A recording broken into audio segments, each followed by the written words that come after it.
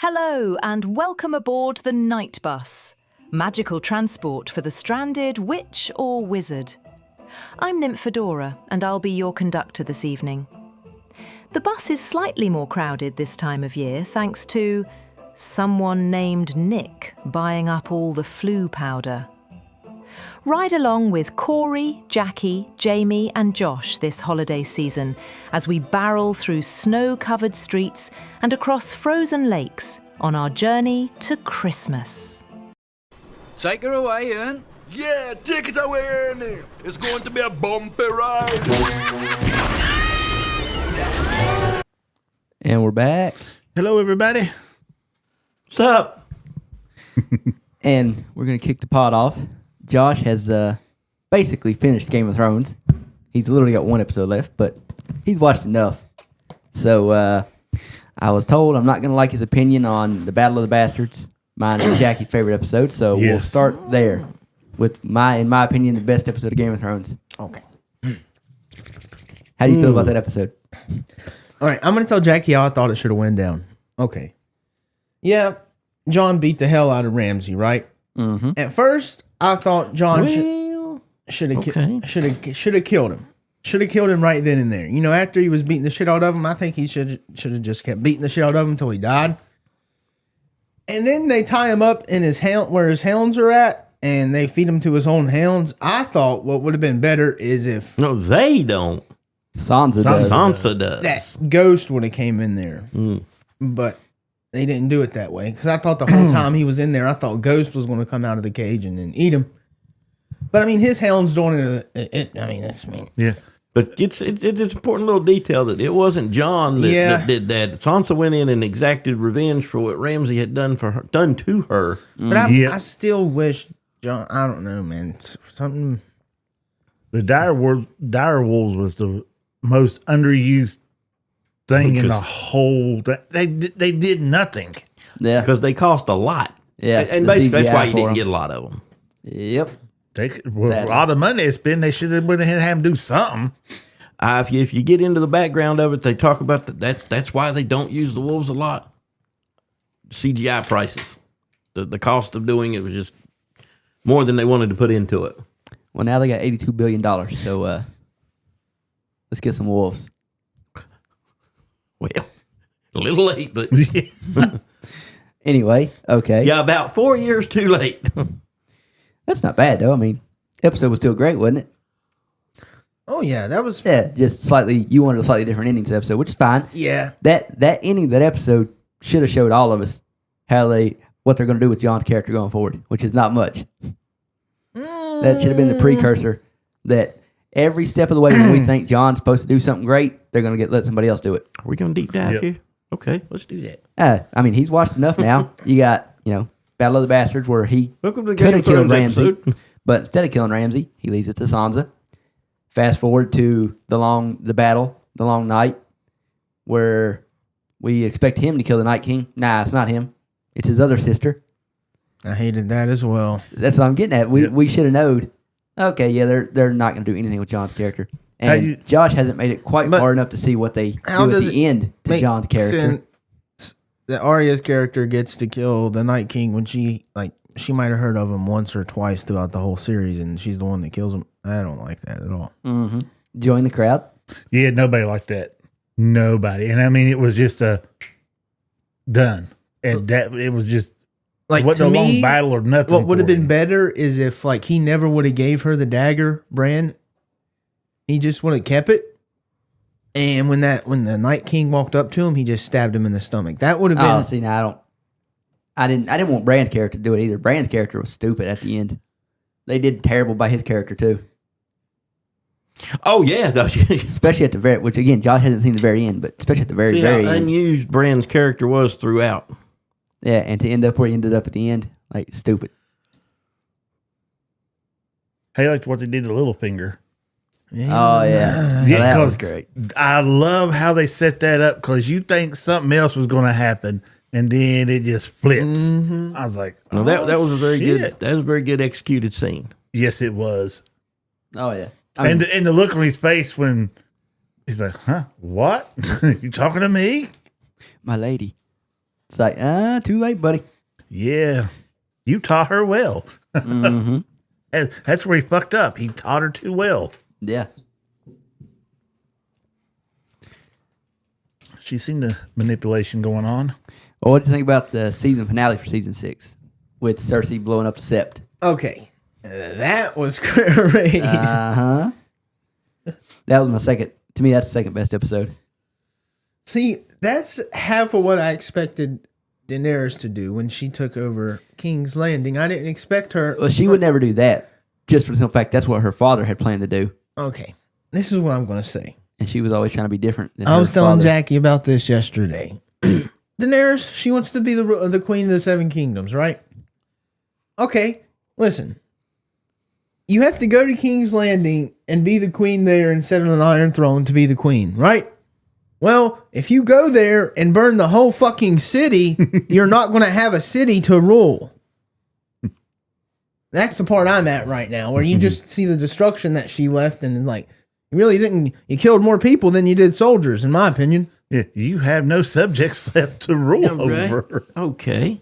Let's go way back into Daenerys' storyline. Where did she turn at? Or did she always, was she always just a little... She was always this way. Thank you, Corey. Corey's in a disagreement about this. Yeah, he didn't think she turned until after She's they always killed... had that, like... Oh, I can't remember. Sunday? Yeah, While I was preparing my caffeine beverage, I overheard you two speaking about killing people, Daenerys. Do you recall way back in Marine when the boy... the villager, whatever, killed the sons of the Harpy? Mm-hmm. Was that befitting punishment for that? I mean, these people were carrying out assassinations, right? The sons of the Harpies, right? Am I right? Mm-hmm. And so he kills what? 1? 2? A few? I can't remember how many. At any point, he did it for his queen, right? Okay. Brash, I guess, maybe, not thinking clearly, whatever. But did she have to behead him in front of everybody? Yeah. What kind of signal is she sending out there? It's not like it's not like he murdered. It's not like he was out there mugging people on the street and killing them. Oh, this dude must be he must be a rogue, thief, Yeah, killed. I don't know what you're trying to get at there. scoundrel. I don't either. My brain froze. Executed. He must be executed in front of all to teach a lesson. Yeah, but he killed the bad guys who were assassinating people and causing problems and working against the queen. Public execution may have been a bit much. Yeah. I think that was a good sign of something wrong with her. Yeah, well, there's always something wrong with her. Corey, your take on that I was scene? about to say, I'm just sitting here letting everybody talk. What do you Letting think everybody about? talk. What do you think about that setup in that part in Marine at that time? Was that fitting? Really? Probably not. I'm not in disagreement with most of what you said. I don't think she had it in her at the very end to just roast the whole city. With all the stuff you guys talked about she did ahead of time that she did do, she never took it as far as she did at the end. I don't think that should have happened. And this is going like 2 steps back, but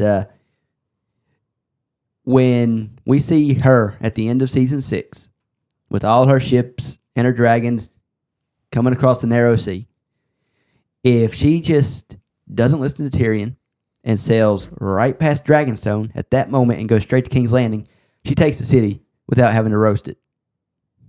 Definitely. Instead, Tyrion talks her into stopping it. Dragonstone. I went blank there for a minute. And after that, it's just all downhill. It's like when the Persians, after they beat the Spartans, when they could have went around and went back to Sparta and defeated the remaining Spartans in Sparta, but they didn't, and they could have won the war. They wanted to go back and build a monument, and that's the reason they lost the war. Yeah. I did not know that. That's kind of what that reminded me of. They could have did something, but they didn't, and that's why they lost. Well, what killed me is when Tyrion was the hand where at the Iron Throne and stuff. At King's Landing. He was great. Great. Yeah. But as soon as he left there, he was a fucking idiot. Yeah. What the world happened to him? Basically, every piece of advice he gave Daenerys was terrible. Yeah. Yeah. Yeah, at what point did Tyrion become an idiot? He even told her not to go north and save Jon beyond the wall. So if she listened to him again, Jon Snow would have been dead. Along with everybody that was with him. Somebody bring him back. He got brought back once. Oh, yeah, somebody would have brought him back. The Night King. Yeah. Yep. So, well, I mean, and he'd have rode into Winterfell as and took it. important as Jon was supposed to be, he was not really you can't really call him a main character. I mean, but again, Josh hasn't seen everything yet, but by the time you get to the end of the story, you realize that there was no main character. Nobody was really that important. Yeah. Yeah, I don't know. But I said it, but Josh wasn't here because I said it, like a year ago on one of our pods. And I keep saying it, so we got to do it eventually. For a pod, we all have to come up with how we think Game of Thrones should have ended. And I'm talking and you got to, give a full monologue on here's where my story would have started changing and here's how it would have ended.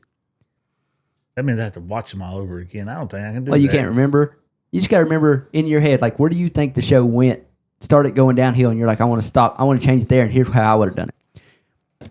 For me, I would pick up at the end of season 6, kind of like what I just said about Daenerys. So there's a little teaser on how mine would start. I would start at the beginning of season 7, and that's where my changes would start. But that's something we gotta do. Yeah, that's gonna be you got to think about it now. I mean, I've been thinking about it for years, so that's why I keep bringing it up. Months later, do it because. I mean, I brought it up last year. Yeah, but I never thought about it again. I like Game of Thrones. I just couldn't. Yeah, you're not a huge Game of Thrones fan. I can't do a rewatch on it.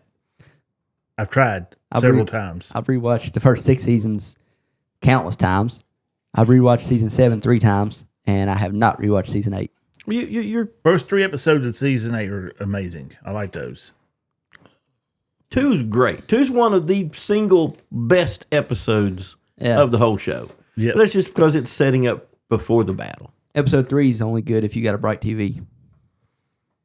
Yeah. You had to turn the brightness up on it. OLED TV does you no justice on that one. So many different ways you need to turn the brightness up on it. Yeah. Mm-hmm. So my really nice high-dollar OLED TV at the house is not great for that episode. No, because you can't see jack shit. Yeah, it's like my TV's turned off the whole time. We wanted to emphasize how dark it was, and this.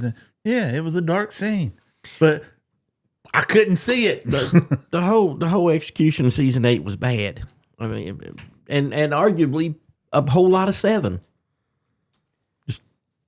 What saved 7 was there was so many cool moments that it made the whole season not as bad as it could have been.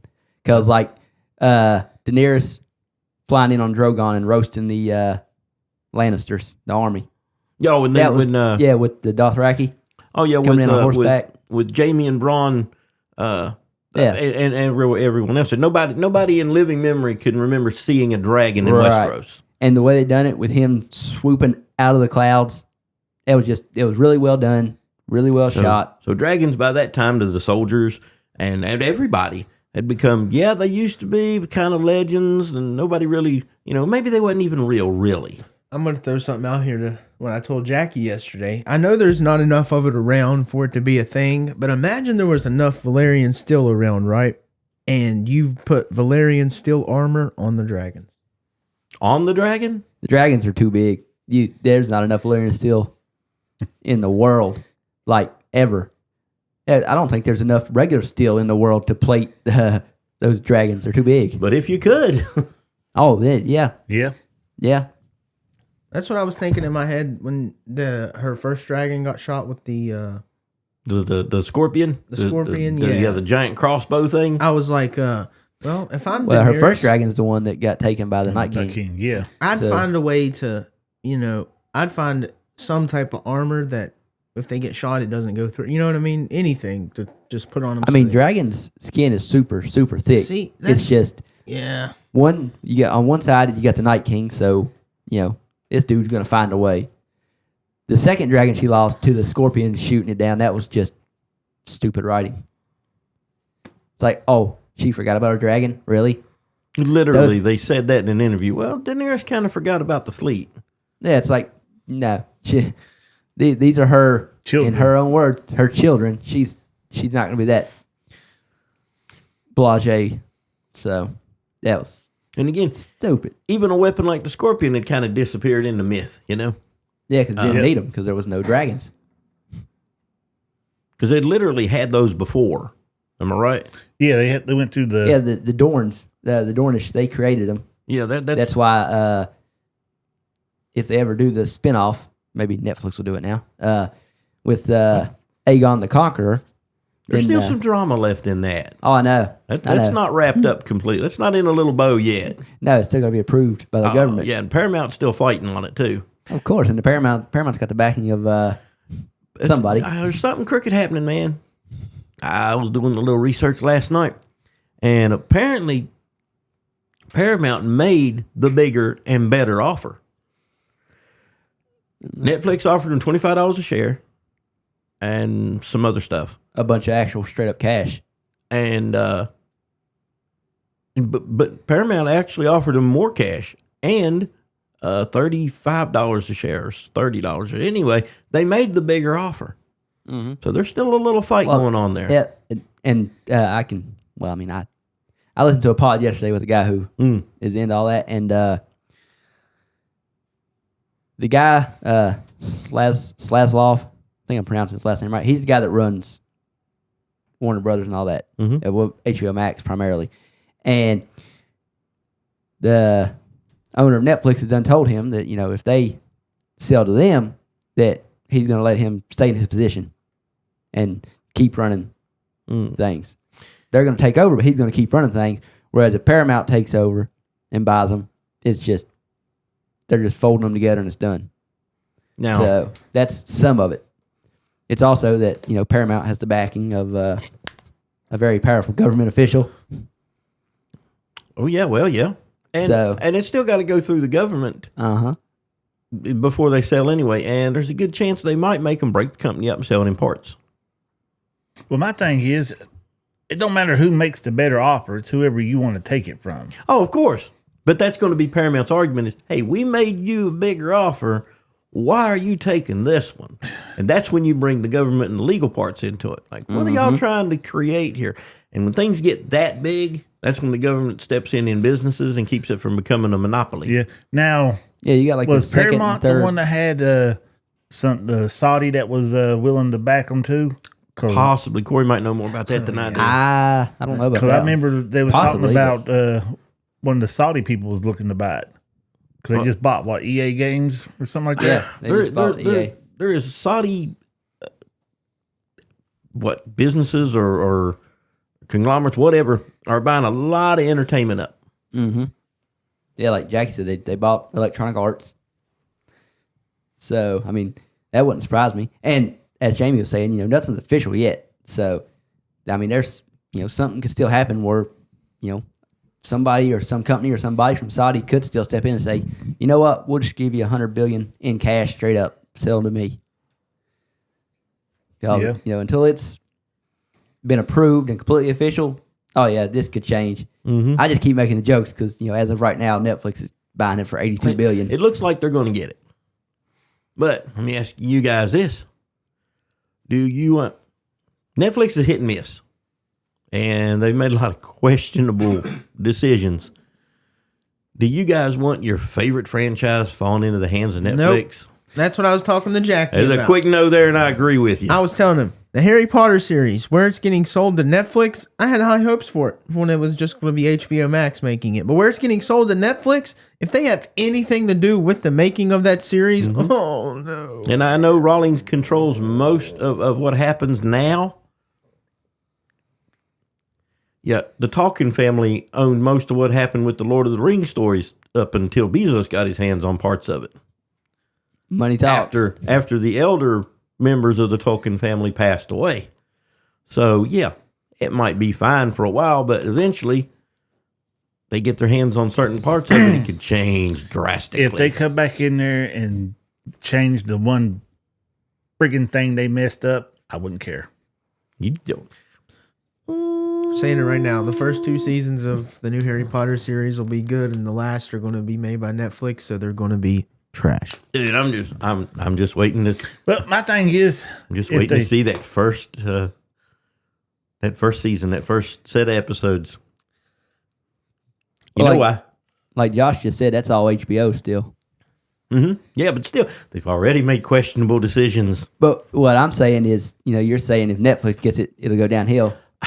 I mean, the chances go up a lot. To me, the actual streaming service that's, pay and have it made, it makes no difference. Netflix, HBO Max, Amazon, that makes no difference. It's who's actually making it. So if HBO Max sells to Netflix or Paramount, either one, if the people who's making the Harry Potter series are still the same and that doesn't change, nothing's going to change. It doesn't matter who's paying the bills. I mean, you're acting like Netflix has never made a good show. Yeah, that's you what I'm love saying. Stranger Things. It's iffy. It's 50-50. Every streaming service is because they make nowadays they make so much content that you get good content, bad content, and then content that's just mediocre. Yeah, I mean, and there's decisions been made in Stranger Things that were just. I'm not gonna say I dislike them, but they're just come on, man, roll it back a little bit. I'm just saying, Stranger Things, Wednesday, The Man on the Inside. These are all great TV series made by Netflix. True. So, and then, HBO has made a lot. HBO has made more good shows than all the other ones, but they've also been doing it for way longer. And they don't make as many shows as all the other if they keep people in place after the sale, you might be right. It might be okay. Yeah, that's all I was getting at. Is that makes no difference to me.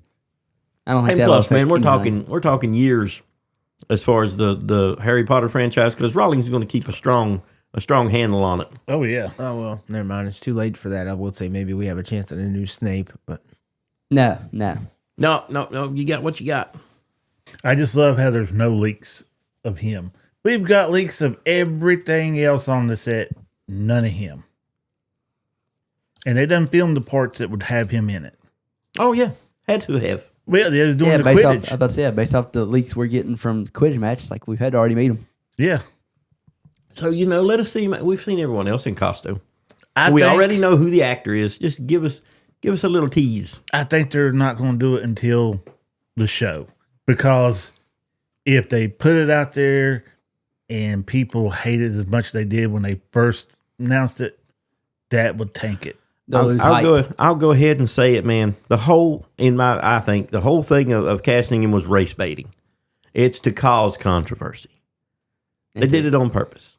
To stir it up and get eyeballs on it. Exactly. Good or bad. Kind of like in wrestling.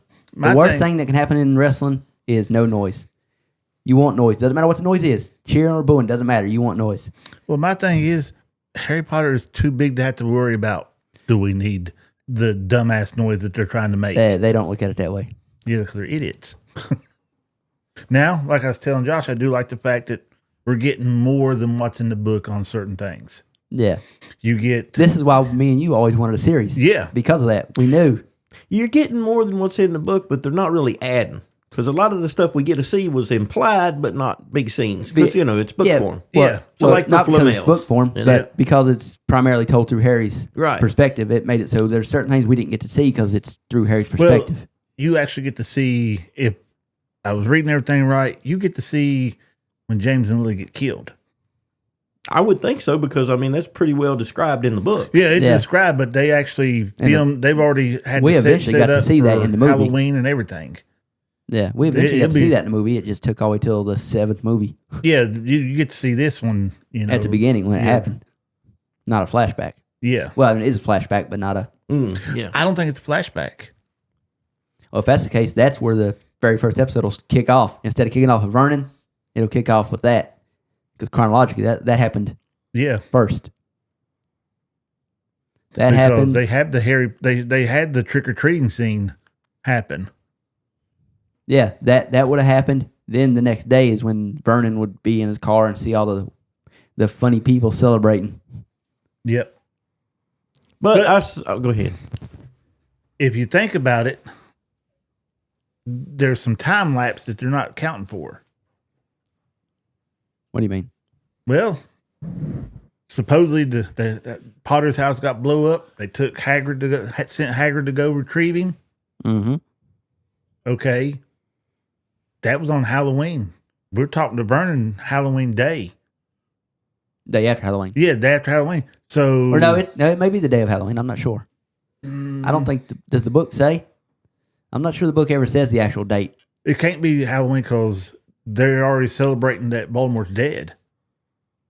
That's when you start seeing all the witches and stuff walking on the street. That'd be So the it's day the day after. after. So where was Hagrid? That was Harry for a whole day. Well, it's not technically a whole day. That happened Halloween night when Voldemort showed up. Yeah. So it's like 12, 13, 14 hours.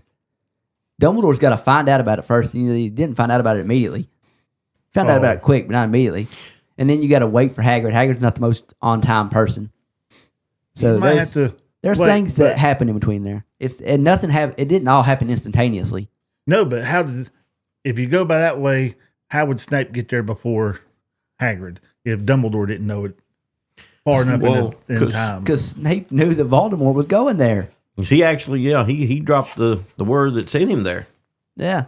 He's the one that went to So, Dumbledore and pre-warned Dumbledore. Let's lay that on the timeline, he man. he pre-warned Dumbledore, Okay. but Timeline-wise, to me, this makes perfect sense. Let's lay that on the timeline, man. 9 o'clock Halloween night. We'll say 9. Let's pick an hour. 9 o'clock. Yeah, well, just go at 9. That's fine. Go a little early. Say 7 o'clock. I mean, it was nighttime, but yeah, in it's October. Halloween, yeah. Well, they're in England, so I don't know exactly what their time 7 schedule o'clock. is. Voldemort shows up, kills the Potters, blows up the house. Story's got to get out somehow. I guess neighbors. I don't know. Well, they live in a wizarding town. I mean, Okay, so that spreads pretty quick. Dumbledore dispatches Hagrid. Before Hagrid can get there, no, wait a minute, because Harry's already gone. Harry's not there. No, Harry's there. Maybe. Hagrid had to get him out of the rubble. But was he there when Snape arrived? Oh, no, Snape got there right after it happened. And then Hagrid arrived at the same time Sirius arrived. Yeah, but then that means Snape just left Harry laid in the crib. Yeah. Well, yeah, I Yeah. could see that happening. Yeah, I could definitely see that. And he knows someone's coming. He knows the baby's not going to be abandoned. He also doesn't want to get caught there. So let's say Snape shows up immediately because he'd be the first one to know what was going on. Snape actually went there. Think about this. Did Snape go there to confront Voldemort and stop him? Nope. Or try to stop him? Nope. He could have. Why did he and go? just got there too late. Why did he go? He didn't know what had happened. He knew what was going to happen. He knew Voldemort was looking for him. He didn't know that Wormtail didn't give him up. Would he know, though? Because he's a Death Eater. He's a So Death that word Eater. went out. Yeah, That's why that word went out among the Death Eaters pretty fast. Dark Lord's on his way to take care of it.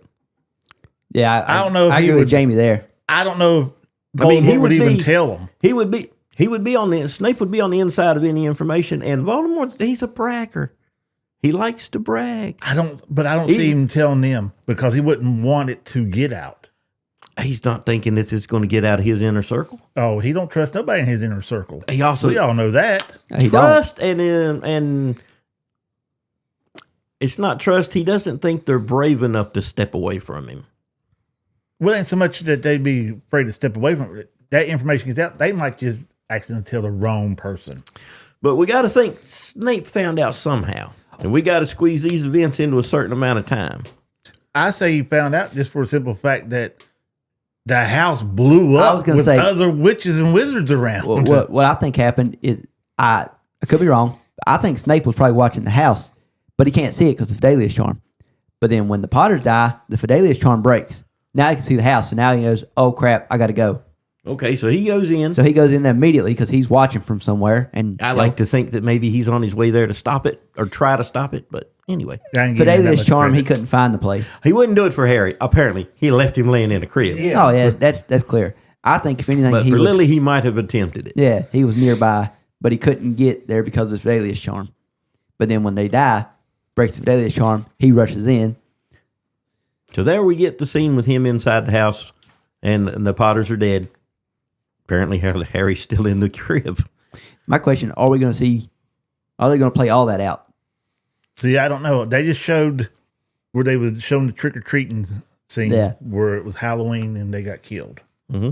So I'm curious. Are we just going to see him die and then not see Snape come in? Because that would explain this whole timeline for you if they played it out that way. Because then you see Snape come in, then he would leave, then Hagrid and Sirius would show up. Oh, I'm just putting it all together. Y'all go ahead. Pay no attention to me. Yeah. My thing is, if Snape knew what Voldemort was doing, he would have told. But he knew what Snape was doing. He would have told Dumbledore in a heartbeat because he knew that Dumbledore hit him. And actually, for the timeline we was making, I think it's more likely that Voldemort probably showed up around midnight. You want to put it that late? I'm not going to put it that late because they was downstairs talking and everything when he tried to come in. Yeah, I mean, so. Well, muggles might stay up that damn late watching TV and stuff, but I mean. You got a newborn kid. How early did you get to bed? You had 5 kids. Yeah. Did you get a lot of sleep? Yeah. Because I made Jennifer deal with it. Well, there you go. Okay, did she get a lot of sleep then? I don't know. I don't give a damn. I was at work at night.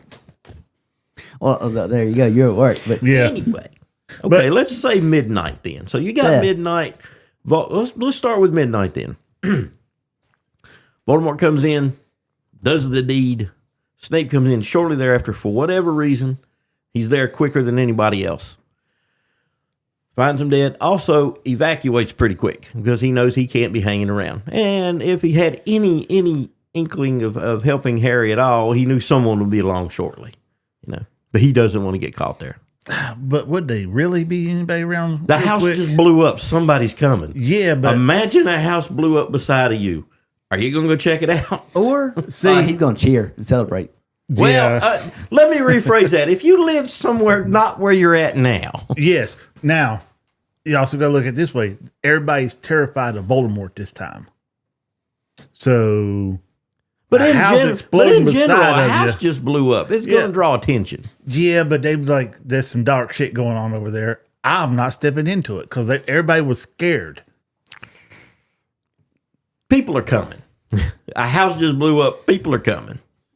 People might stick their head out the window or the door, look over there like, shit, not me. When I say people's coming, I don't necessarily even mean the neighbors are going to rush in.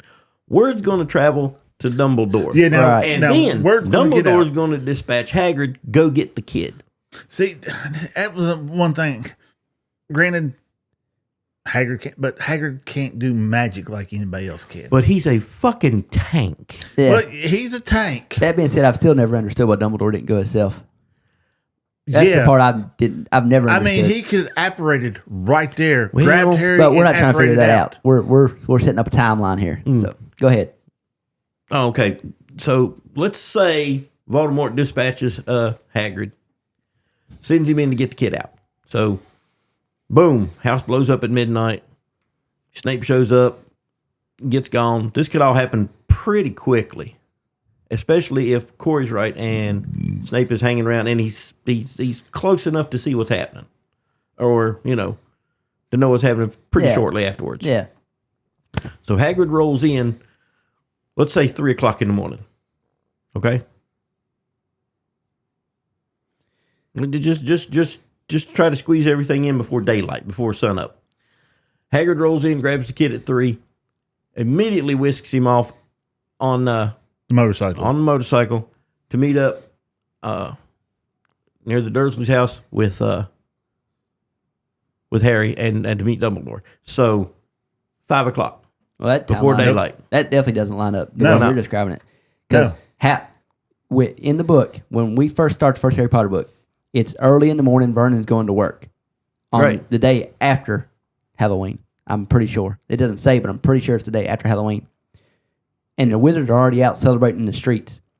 That Voldemort's dead. Okay, see, I was always assuming that the events of the night happened. You're getting Dursley, and then you see like a prequel. So I'm wrong? Well, if we're getting Dursley, why are the wizards already celebrating that Voldemort's gone? Because it's already happened. Okay, if it's already happened, they don't have Harry yet. I was agreeing with your timeline. I see the hole in it. I don't think it's a hole. I don't think things happen as quick as what you're saying with Hagrid. Well, I was just trying to squeeze everything into that one night What I think more likely is the midnight thing. I think Snape got there really quick, like you said, and then he's been there and then took off real quick. But to me, it was more likely that Hagrid didn't show up till 7, 8 in the morning, 9 in the morning, somewhere in that range, and then didn't get Harry back to the Dursleys until 6 or 7 in the evening. Oh, okay. Or actually, it's later than that. Yeah, it's way later than that. So yeah, because the Dursleys have already watched their nightly news and went to bed. So actually, it's more like midnight when he shows up. So, I mean, you are right. It was about a 24-hour period. From when Harry's parents get killed to when Harry shows up on the Dursleys' doorstep, it's about a 24-hour period. Okay. But I don't think there's nothing wrong with that timeline. I don't either. I mean, not really. I don't see Dumbledore letting Harry lay in a fucking house that blowed up till He didn't.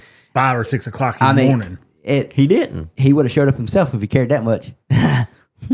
Hagrid's got him now. The time period in between then and now, Annette, does it say that Hagrid rolls in on the motorcycle to get Harry? He didn't just come in goes on a to motorcycle. get him. Yeah, he didn't have a motorcycle. He got that after. Okay, the fact. so he's got to get the baby, take the baby away.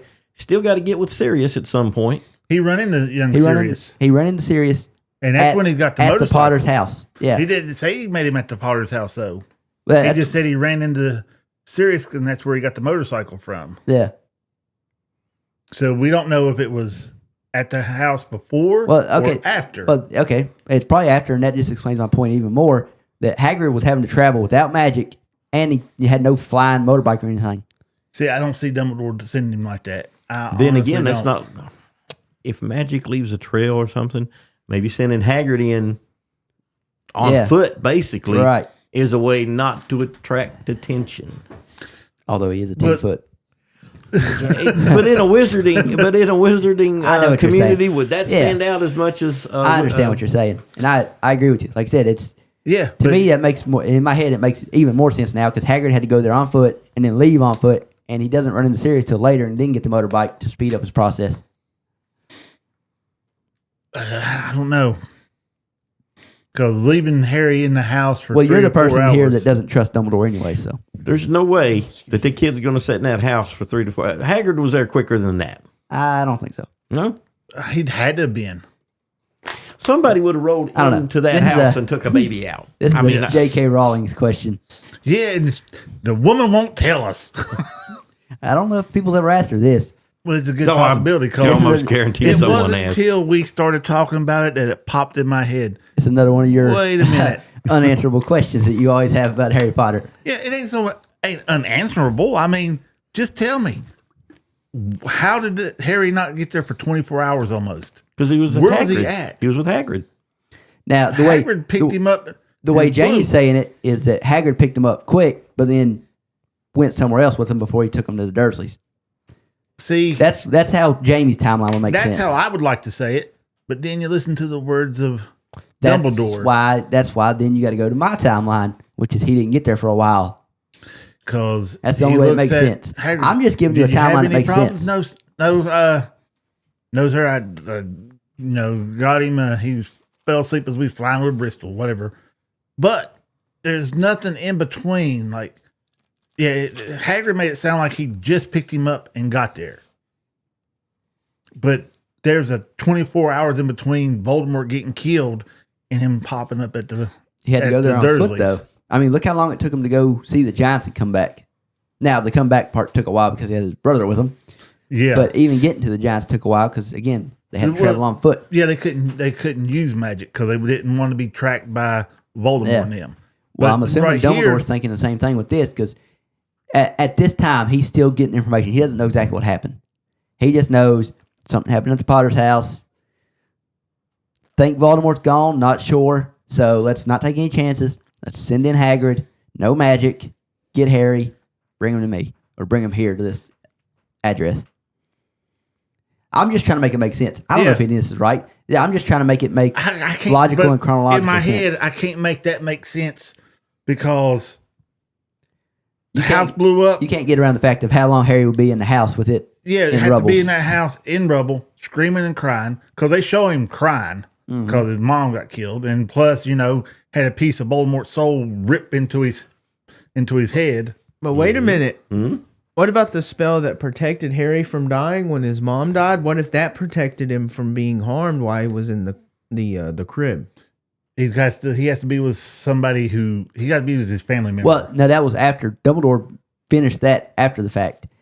That what protected him from dying from Voldemort, that was just love. And that kind of that happened, and then it was done. Like if Snape wanted to, Snape could have killed him.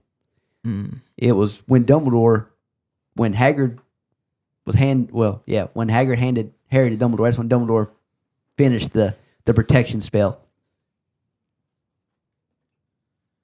And like we were saying, how would we know that Snape would be there? Or no, how would Snape know that Voldemort was going after Lily and James? I think maybe Voldemort told them he was going after somebody. And Snape was, like Corey was saying, was already watching Lily and James's house. And when the house blew up, he was like, oh, Voldemort was talking about Lily and James. And then went over there. Well, he already knew they was talking about Lily and James because he went to Dumbledore first. House. He can't see the house, though. No, because of the charm that was put on the Fidelius charm. Yeah, and the only way you can see that house is if you are told by the secret keeper. Yeah, but he knows the house. area. It's a lot like the Seven Potters in the 7th book, where the Death Eaters were just waiting for them to break the Fidelius charm and Harry to show up. That's in my mind. That's what Snape was doing there. Don't get me started on the area. 7 Potters. We're not. He knows the area where. Stay right here for a minute. Yeah, Snape knows the area where they live at, so he's just in the area. And then when they die and the Fidelius charm breaks, it's like, oh, okay, now I know. And then he goes in. Anyway, we're 40 some minutes into this pod. Go ahead. I heard a and butt. we have not talked about Wizards of Bacon I heard yet. a butt. This is better. It is kind of bitter, but again, I don't think he knew. He knew that Voldemort was trying to go after the Potters, but when all that stuff was put on there and hid, how would he know where they was hid at? I mean, they just went to James's house. But how would he know that's where they went to? Well, he doesn't, but you can assume. Where's Dumbledore going to put him? He's Dumbledore. He's supposed to be brilliant man, most brilliant person out there. Well, he's clearly not because he was not the secret keeper. He didn't have his time turn at the time. But anyways, that had nothing to do with it. That had absolutely nothing to do with it because he never had a time turner. Wanted him to hide him and everything, and well, he hit him. As long as he was Snape would come to work for him, he would hide him. Mm-hmm. Now, Dumbledore couldn't look at him and say, "Hey, they're hiding in James's house," because he's not the secret keeper. He just performed a spell for him, but he doesn't know where the secret's at. Well, to bring somebody into the Fidelius charm, you have to tell them the address. You can't you're not breaking the Fidelius charm by telling somebody, yeah, they're at Sirius's house. That doesn't. It stops you from saying it though. When they were at number 12 Privet Drive, it keeps you from telling that. You could still just call it Sirius's house. I don't think you could. But when a person goes to that where Sirius's house is supposed to be, they're not going to see the house. It's not going to be there because of the Fidelius charm. That's how the Fidelius charm works. That's why the Death Eaters, when they were hovering above Harry's house or the Dursleys' house, they can't see the house. They don't know where Harry is, but they know the house is there. So they just sit there and wait for the house to appear. Or for Harry to appear when he, breaks the Fidelius charm. That's how the Fidelius charm works. But Harry didn't have a Fidelius charm on his house, though. That's kind of how the spell that protected him, that Dumbledore made, that's basically how it worked. It worked not as a Fidelius charm, but like a Fidelius charm. As long as Harry was there, he couldn't be touched. The Death Eaters couldn't get to him. But the second, he's leaving for good, it breaks that. It's just like breaking a Fidelius charm, and boom, there he is. There's the house. But the only problem I have with it being explained like that is nobody, and I mean nobody, can come to that house. Nobody can see the house. They can come there, but they cannot see it and get into it. Okay. That's how the Fidelius charm works. Then how did they always have guests come over to the Dursleys' house? Because they were let in on the secret. They were given the address by the secret keeper, Dumbledore. No, I'm talking about when they had the dinner party in the second book, and they had the guy that's going to buy all them drills and stuff off of them. Again, that's different than a Fidelius charm. I'm saying they're similar, but not the same. The spell that protected Harry at number 12 Pruitt Drive is not a Fidelius charm, but it's similar. That's what I'm saying. It It's didn't still not the necessarily same. make the house invisible. No, to it people. didn't. It just kept magical people. Out.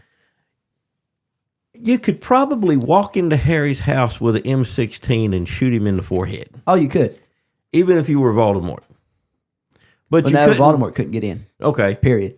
Or the Death Eaters. Voldemort could have hired a Muggle hitman Yeah. to walk in Well, yeah. Jason to Statham. Privet Drive and God. shoot Harry in the head. He could have done that. Yeah. It wouldn't. It didn't like physically stop you from seeing the place. And life had to just keep going on with the Dursleys, like Muggle life. So the place wasn't like invisible, but magical people couldn't affect it. I guess. Anybody who wanted to harm Harry couldn't get in.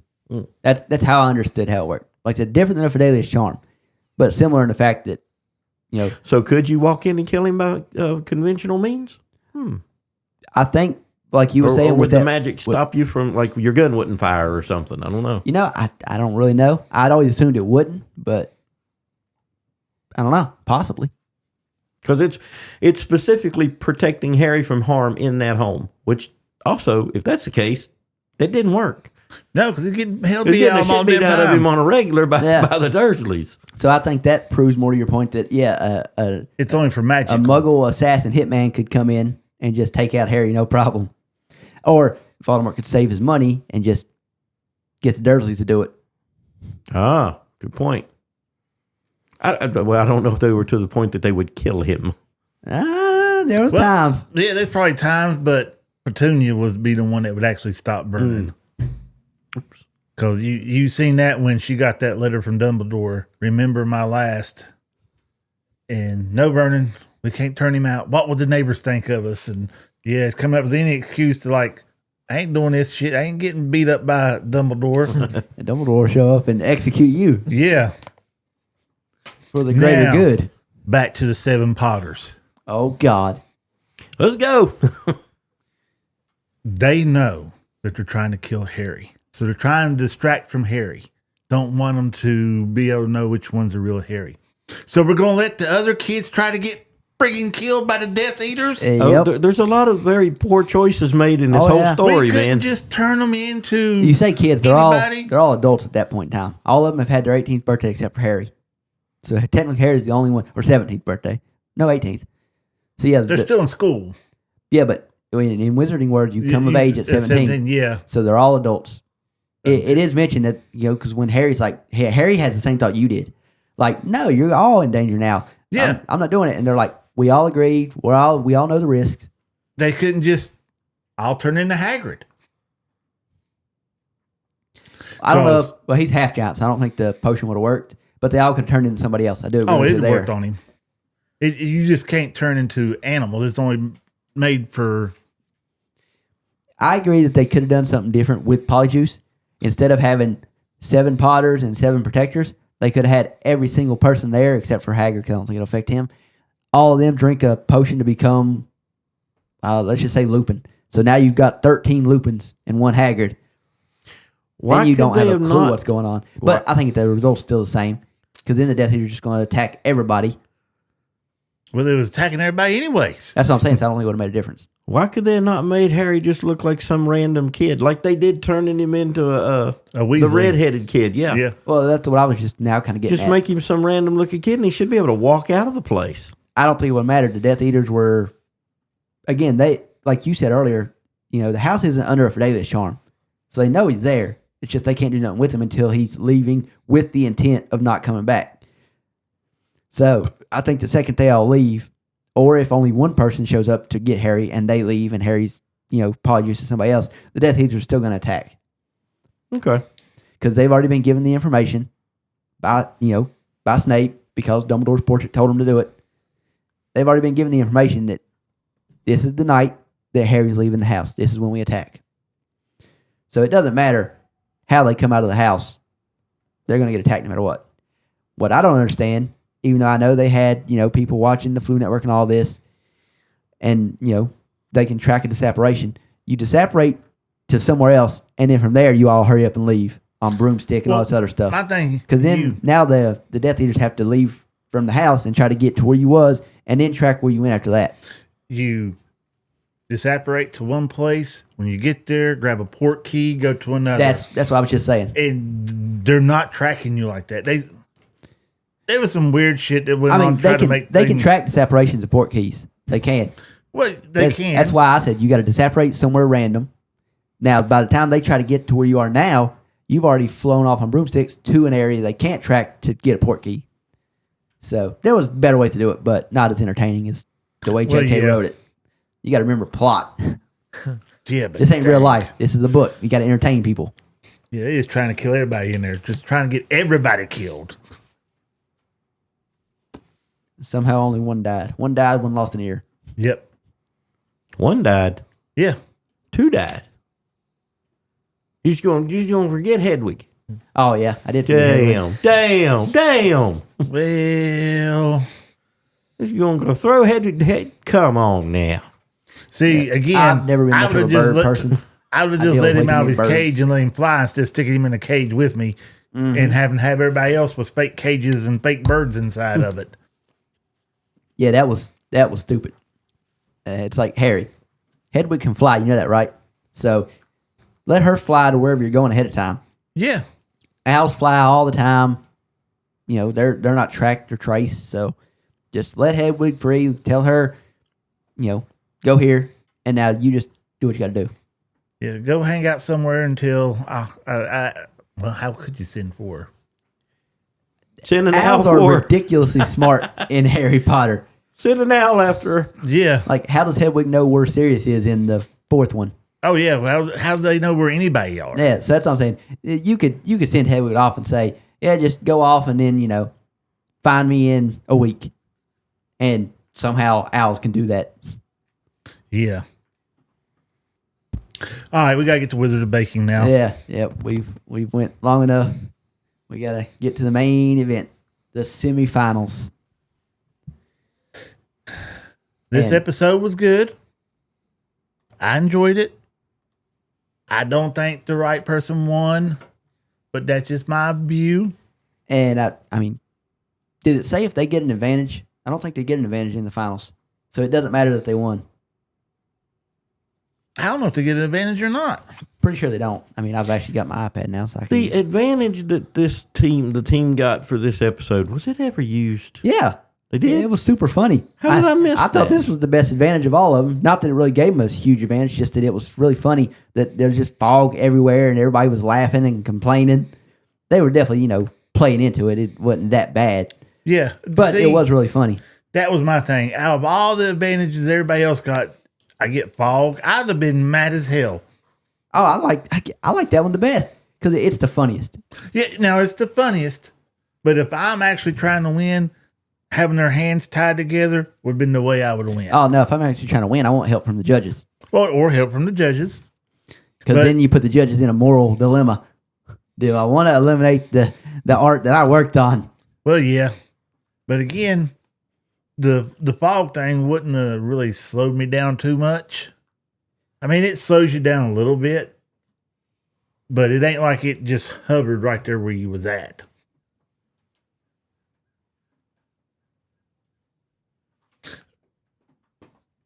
But this one was magical creatures.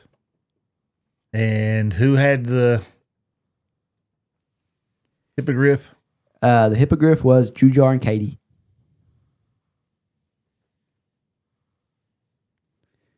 Yeah, they no advantage. So the winners didn't get it. So it didn't matter who won this. It was So just no who, advantage for the winning team this time Right. around. So yeah, it really wasn't like there was no winners. It was more like who's advancing to the finals type Right. of thing. Yep. Yeah. Yep.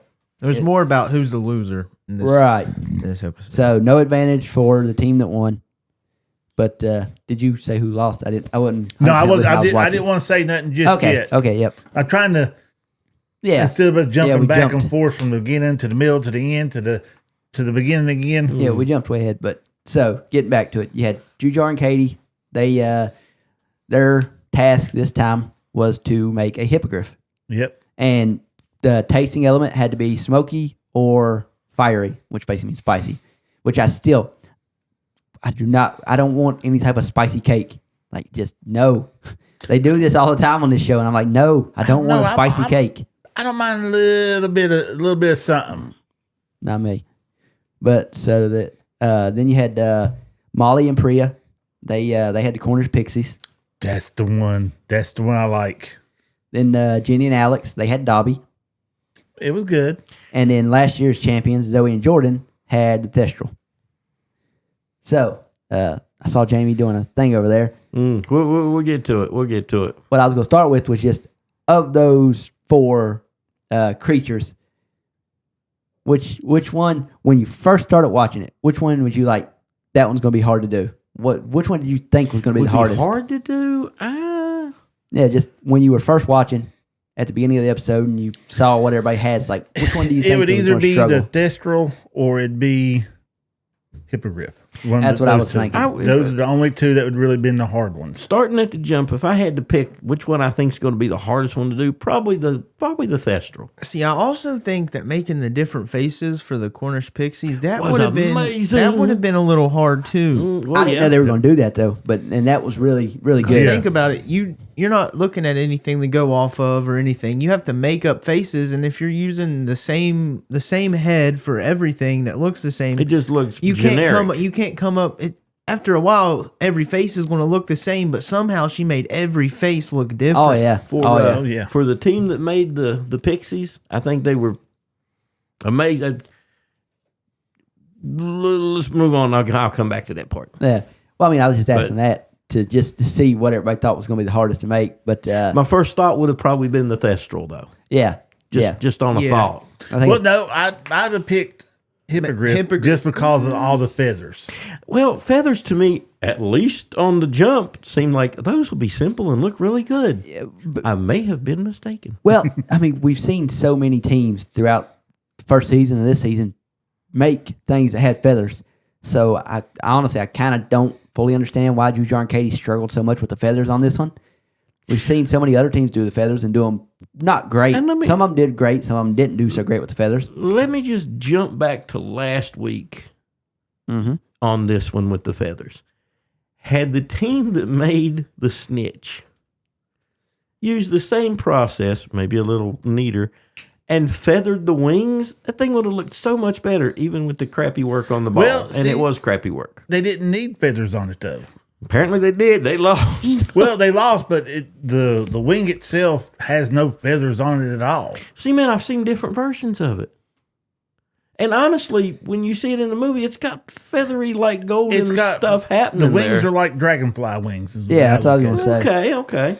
So, Well, I mean, they could have executed the wings they made on that way Oh, they better. definitely could have. a piece of metal curved up the top, piece curved at the bottom, and just put their edible paper in the middle of it. Yeah, something better than what they Yeah, did. wafer paper. But, Yeah. I just thought I'd toss that out there. The feathers, even feathers, if you put on it, if it ain't accurate, would have looked better. I mean, they were struggling with so much last week that was one of their many problems.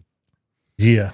But So like you were saying, I thought, hippogriff with feathers, it's going to be pretty easy to execute. I didn't think it'd be easy. I thought the feathers would be the easy part of making the hippogriff. I didn't realize that would be the part that they would mess up. And I think where they put too much effort into one part and not another was they were too worried about the movement on the hippogriff. On the head. They wanted to get the Which is bow, crazy. and they did not take enough time with the feathers. Yeah, and to me, the bow was not the hardest part of that design either. So I don't know why that was. My thing is that was already built for them. They didn't build that. That was already built for them. They just got had to work the cake and stuff Yeah, around. They had it. to just had build to around mow it. around it. Right. So again, I don't know why that was so hard for them. Hiccups again. I told you, let me kick you in the balls, get rid of them hiccups right away. But yeah, I mean, we're kind of really hinting at who got eliminated here. But the show also kind of does that as you watch. Yeah. As you're watching, you can see the team that's really struggling and get a good. Sometimes they trick you, but most of the time it's like, yeah, they're struggling. This is not going well for them. I mean, we saw it last week with the snitch. Yep. It was one of those things you kind of knew. This team's massively struggling. I don't think they're going to be here at the end of the show. But the one with the snitch made it though, Yeah, just because they had a good tasting element. That was their thing. Yeah, and again, that's the part that we as viewers have no clue about. We can just go based off what we hear the judges saying. They had a good tasting element, and the way they had to open up their snitch With the beaters bats. That was cool. Yeah. Again, we talked about that last week, though. Probably be talking about this week. So we've talked about the hippogriff and their issues they had. Zoe and Jordan. What you got, Jamie? We didn't bring up the tasting element. Well, we're going to get to that. Okay. Yeah. We're going to discuss all the things, and then go into the tasting element, then go into the judges. I mean, Okie the dokie. tasting element and the judges are kind of yeah. go hand in hand, just because we can't taste it, and the show doesn't really talk about the tasting element until the judges start talking about it. Yeah, who's the special judge? It was Warwick Davis, Yep. Mr. Do-It-All in the Harry Potter world. Yeah. But Zoe and Jordan, with the Thestral, they just like last week, they love to show Zoe and Jordan struggling. We get a lot of them struggling. Which I think is done mostly for drama at this point. It is. I'm not sure why they want to show how much they struggle over everybody else. I think I know why. Why? They're setting up. Look, man, they're setting up for the final. No, maybe not to win again, but the big battle between last year's winner and this year's hot team. And then the shootout between the two. They're going to play it for a lot of drama. You got 3 going into the final. It'll come That's that what well. went to the final last year. Yep. And last year, Zoe and Jordan went into the final without having won any of the weeks leading up to it, and then they won the finals. There's one other team this year that's doing the same exact thing. Yep. And who might that be? They literally asked the question, has anybody made it to the finals without winning a challenge? Like, this Zoe team and you're Jordan did it battling last over year. Yeah. And that's my team right there. That was the one. Is that with the Pixies? Yes. Yep. No, dude. Molly and Priya. The Pixie display did not get enough love. That was freaking amazing. Visually, it was the best looking one. It literally was the best looking. Molly or Priya, the one with the red hair? Sorry, Jamie. Go ahead. Molly. She got mad at Warwick Davis. You can say, okay. It's not that spicy. Yeah, and the whole time in the interview, you could just tell she was a little bit pissed, but they ended up winning anyway, so I guess she probably felt bad. Well, they about moved on, yeah. Yeah, they moved on. They didn't win. They just moved on. They didn't get eliminated. Yeah. But if that one had won, that would have been perfectly understandable. Man, that was executed great. They put as much detail and thought into that one as they did for the Banishing Cabinet. Yes. And every Pixie, like Josh was pointing out, had its own face. And there wasn't just 1 or 2 of them on there, or 3. Yeah, there was 4, I think, or 5. 4 or 5 of them in there. And it wasn't just a blank face, even though they were different. I mean, each one had like you could get personality from them. Different expressions. Exactly. Yeah, and the whimsical side of the Pixie, yeah. They was the troublemaking hanging from the chandelier. Yeah. They put you in mind of Gremlins, Yeah.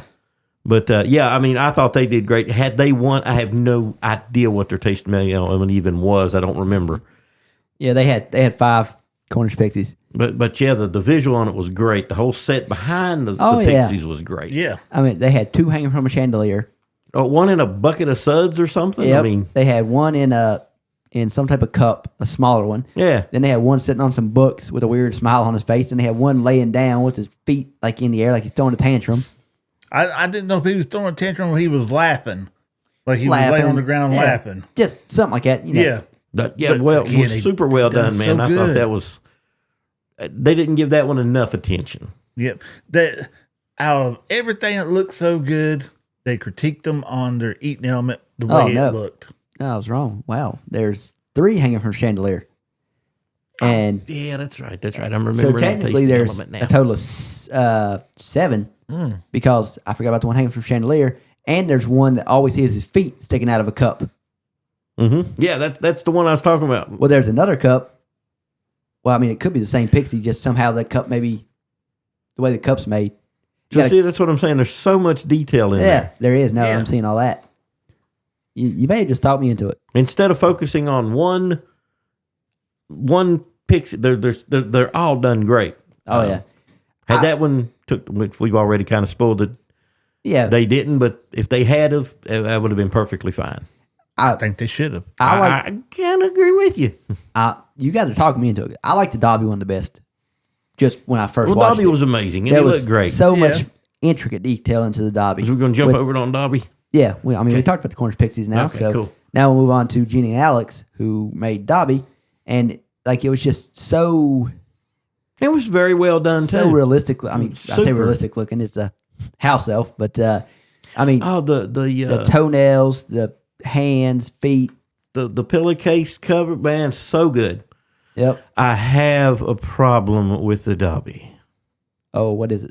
What the hell do you cut the tasting element yeah. out of his abdomen Yeah. with a knife, man? Well, he got stabbed with a God, knife right that's there. too dark, dude. Yeah, I Where agree. else would you put it I at? can't believe in the cake. You killed Well, that was just. I feel like that's the reason they wouldn't name the overall winners for this week was simply because they had to cut into Dobby to get their you tasting element. cut Dobby of all the ways to do it. I don't know why.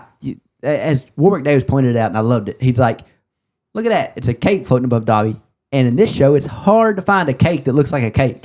Yeah, And that's just a made to regular be old cake. Yeah. That should have been the tasting element. It's like, look, we've got a cake. It's cake. But that would just seem too easy, though, to be For the people like tasting us, it's element. like finally cake. But no, they had to cut Dobby's abdomen out.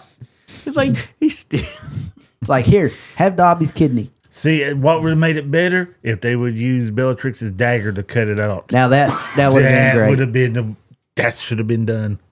That's what I would have done. and the Or when they presented it, had the dagger already in his stomach, and then when they wanted to get the taste, That's why he was crying. Oh, that would be a Damn. tearjerker right there. Oh, yeah.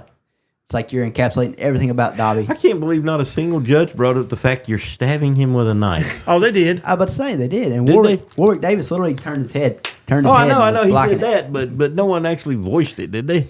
Yeah. Obviously, I was not paying a whole lot of attention. I was just watching him stab Dobby and going, oh my God, does anyone get what's happening here? Now let's go to the Thestral. Yeah, They done a good job. Visually executed Yeah, very Zoe well. and It Jordan. looked like a... I don't like the collar The that they wing used. flapping was yeah, incredible. I'm with Jackie. He was, yeah. The collaring was way off. It did supposed to be dark brown looking black, Like not silver. See, I thought it was supposed to be like an onyx type black, like a. well, no. I always got the impression it's supposed to be like a dark gray, kind of like a death kind of like look, but theirs was definitely way too light. Well, I was going And by bright. what we seen in the movies, and it was totally the wrong color for what we seen in the movies. Not according to the judge. Yeah, He actually made the statement that was as good as any movie prop that he'd seen. yeah.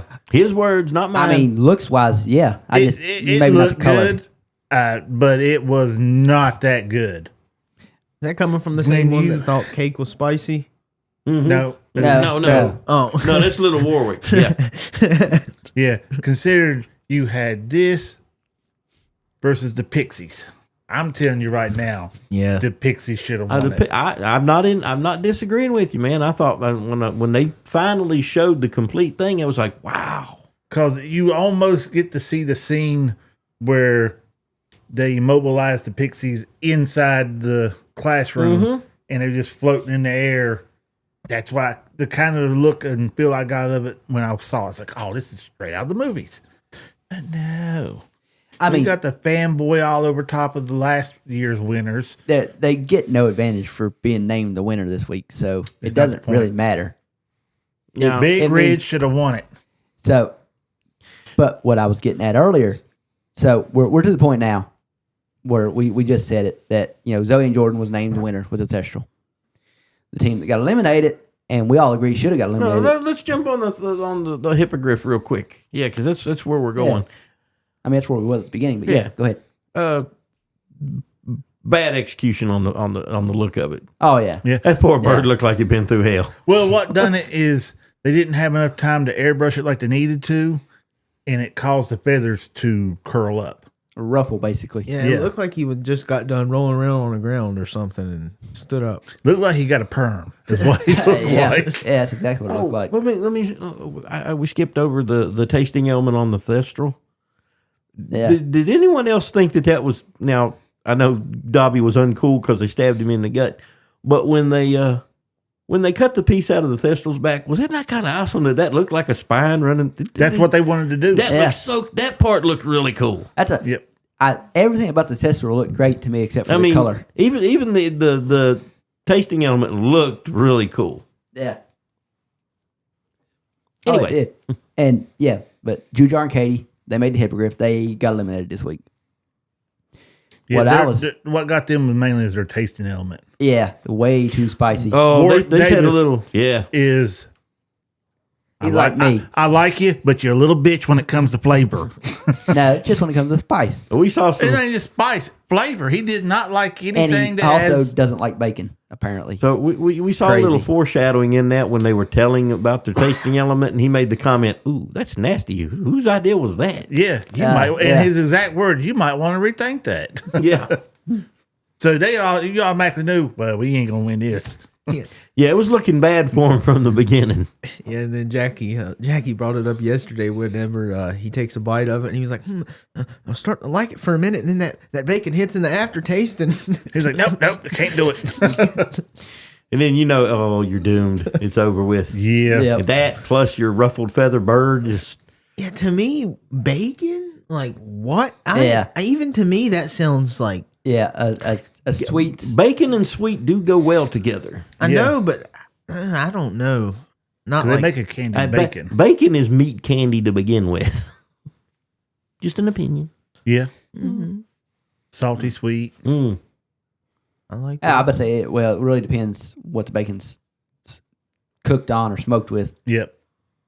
Oh, I buy this bacon that I think you can get it at a Sam's Club. It's like whole meal or something. Hormel. Something like that. It's Hormel. You can throw it in the microwave and it's already. Yeah, it's That's not pre-cooked. bacon. That's not bacon. It's good for if you just need to make some bacon quick. It's pre-cooked. You I just make throw it me in the a microwave, breakfast heat it bowl up. with it. I heat me up a can of white sausage gravy. Heat me up some tater tots in the air fryer. I pour the tater tots into the gravy, and then Does he have any idea what he's doing to me right now? I make my Oh, you're own. making me so hungry, dude. I make my own breakfast bowl. Yeah. I do the same thing, except Now I can't I think fry about up some anything eggs. else the rest of the morning until I That's get good as something well to eat. too. Yes. make some toast, make some sausage to go with it, and bacon. All right, we got to Just- get back to the. Just murder, James. I'm Go already ahead. starving. Yep. But what I was getting at earlier, what I was getting at with you and being mad that Molly and Priya with the Cornish Pixies didn't win, last year's team that won it all didn't win a single challenge until they got to the finals. This year, Jenny and Alex in the finals, they've won one challenge or two. Zoe and Jordan in the finals, they've just won this challenge. Molly and Priya in the finals have not won a challenge yet. They're probably going to win it all next week. Yeah. So, I hope so. but if they won this week, Zoe and Jordan is winning next week. That's I exactly think what they're would going to happen. win anyways. I So, believe that's what's going to be set up. I'm to letting you happen know anyways. that you're mad they didn't win this week. It's good they didn't win this week because that means they're going to win next week. I don't know. Did they give us a sneak peek of what they're going to be doing next week? Or Yeah, very, very small one. I actually made sure I watched all the way to the end this time since I missed last week's. I don't think I watched it. I don't think I watched it because I'm sure I didn't. I don't remember what it was. I don't either. Well, then I'll bring it up and show you guys. Because apparently I missed a lot of stuff in this one. I didn't miss none of it. I downloaded it. I was and speed watched watching good. it before I come to work last night. Oh, well, that's what got you. Mm-hmm. Okay, now you've seen the preview for next week. So Yep. apparently they teased us with some visual stuff, but didn't give us a absolute on what they're doing. Yeah, No. what it's about. So we have no definitive answer. We just saw, We saw some plumbing from and a carriage. Mm-hmm. What else did you get? A piece of cake? like a Yule ball? a glass window. Places. Yeah, and that glass window is probably them making the prefect's bathroom where Harry takes a bath Yeah. with Yep. the egg. And then the Yule ball. That'd be the ballroom. Where'd you see a ballroom? Yeah, when the thing fell, it looked like part of the Yule ball when they're decorating the cake and they're talking Oh, I about thought that was the bathroom I just mentioned. and they're So, no, talking you're about probably right. Christmas. So I'm thinking the Yule ball room. So they're probably doing the Yule ball. Then we had what's her name? What's her bathroom? Moaning Myrtle. Yeah, her bathroom. I call it the entrance to the Chamber of Secrets. Yep. It's her bathroom. Money So it must be bathroom. locations inside. But then the other team was Hogwarts, making I the guess. carriages that come to Hogwarts. So what's that? I don't know. Was it the carriages coming to Hogwarts, or was that the Beaubaton carriage? Well, granted, Yeah, it it didn't was look that nowhere big. big enough, but No, not for a 10-foot giantess. Guess we'll have to wait and see. yeah, because the scaling was way off on some of those. So I guess we'll see what they put out there. Nice tease where they didn't actually come out and tell you. Yeah, Yeah. Well then. I guess that wraps up the wizarding baking for this week. yep. So Well, that gonna do it? I Yeah, guess probably have to. Cause me and Josh are we're waiting to short get on a back bit to on Hawkins time. as soon as possible. Yeah. I'm itching for that, man. Oh yeah. Yeah, you're also itching to get back home to eat some breakfast. It was going too. away, and you brought it back. I am actually. Eggs and bacon. Damn. Okay, stop Sausage. it. Corey. I'm gonna as soon as I French toast. Yeah, I'm with you, Yeah. man. I mean, I'm going home to cook. So Yeah, Stove's so I getting don't care. fired. too. Stove's getting fired up as soon as I walk in the door. Uh-huh. Well then, while they're all thinking about food, I'm going to play the outro. Later. See ya. Mm-hmm.